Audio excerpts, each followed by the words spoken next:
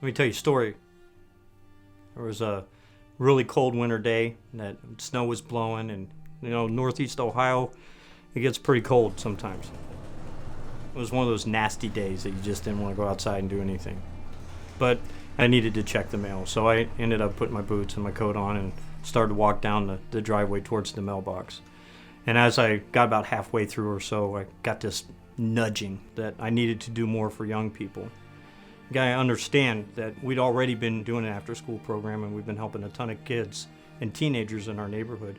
So I got to the mailbox, and when I got to the mailbox, I looked down, and I saw this discarded, tore-up, grayish-brown looking teddy bear that was face down in the muck. And my first thought that went through my mind was, get that nasty thing out of here, or who would put this in my yard? And I really didn't want to deal with it, and so I didn't.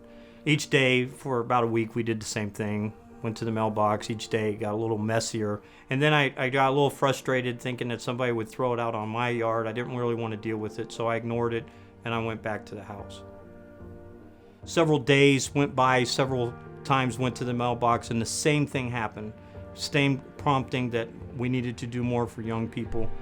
And when I got to the mailbox that day, I decided, since nothing had carried that stupid little teddy bear away, that I needed to reach down and pick it up. And as soon as I reached down and picked it up, I got an image of young people that were ripped up, tore up, discarded, wounded teddy bears that no one really wanted to deal with.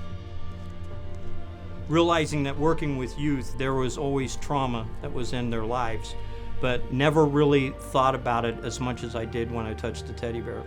So I got this whole new message to preach on Sunday morning about humanity and what humanity's doing to the young people and how they feel like this discarded teddy bear. And so I went into the house very excited about changing the message, and walked into the kitchen and held it up to my wife, and it was kind of falling apart, and I was really excited about telling her what I wanted to do and how I wanted to preach the message.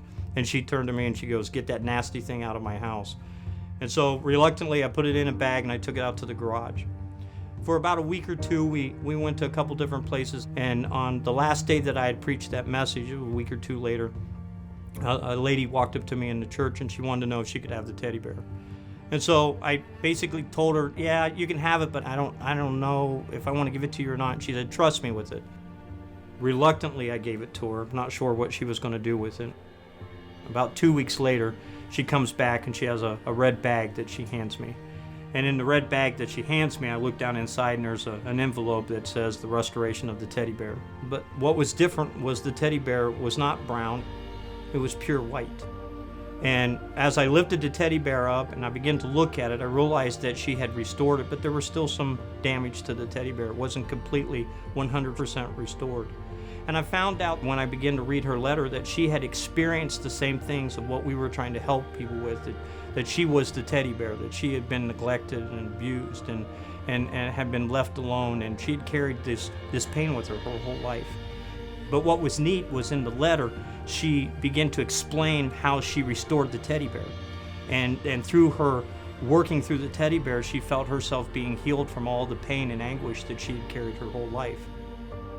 It became an example of what it takes to put someone's life back together that's gone through so much trauma.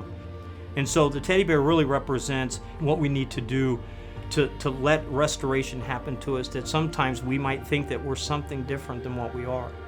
You can be restored completely.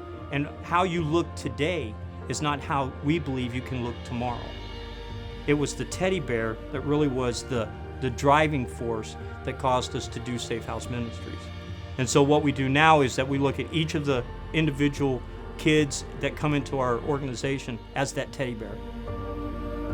And so that's the reason why the teddy bear is so important to us.